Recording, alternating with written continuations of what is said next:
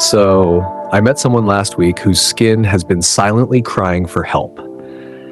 And I mean, not just dry patch kind of crying. I'm talking slow, painful, daily sabotage kind of crying.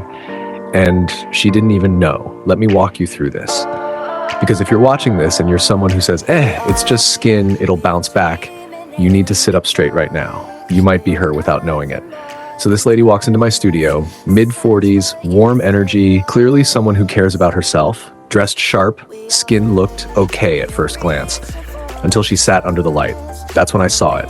Patchy texture across her cheeks, redness that looked like it was on its third round of fighting inflammation, forehead that was tight, shiny, but weirdly dull.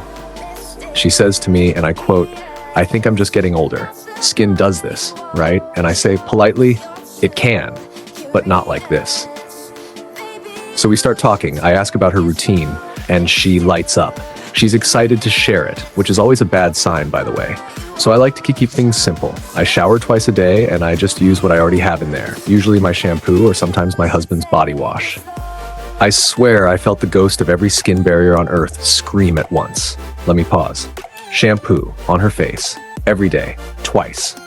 Now, here's where it gets worse, because I asked, hoping, praying, that maybe it was one of those gentle shampoos, a baby formula, maybe even a sulfate-free one. Nope, she's using a clarifying fragrance-loaded shampoo with menthol.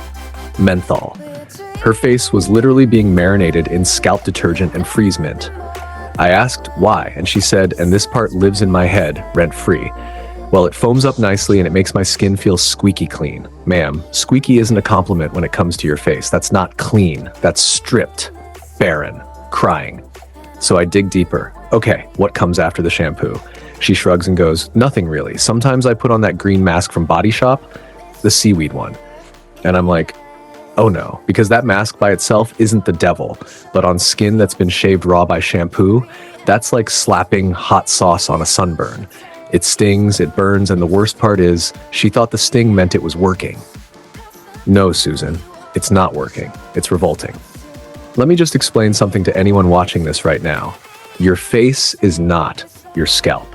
They don't share the same needs, the same pH, or the same tolerance for sulfates and fragrances. When you use shampoo on your face, you're not just cleansing, you're stripping.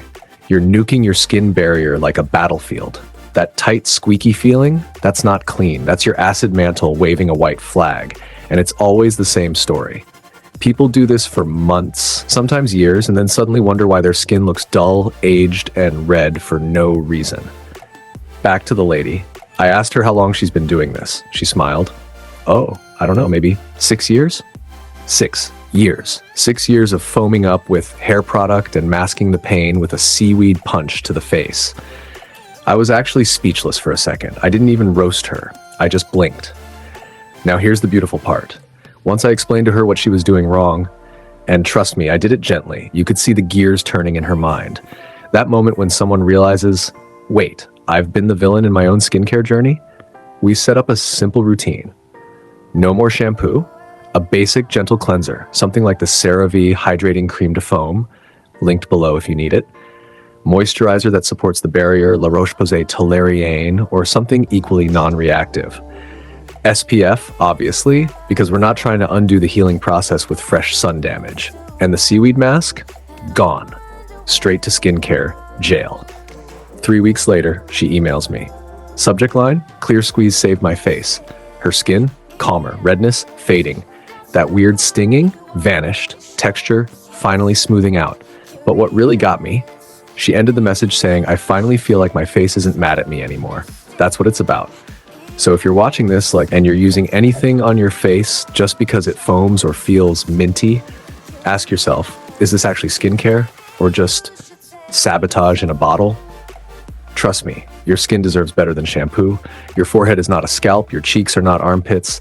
Stop treating them like they are, and if you're using shampoo on your face, don't be embarrassed. Just stop. Fix it. Now. Everything you need is down below. I'll even link the exact routine I gave her. And hey, maybe your skin barrier will send you a thank you email too.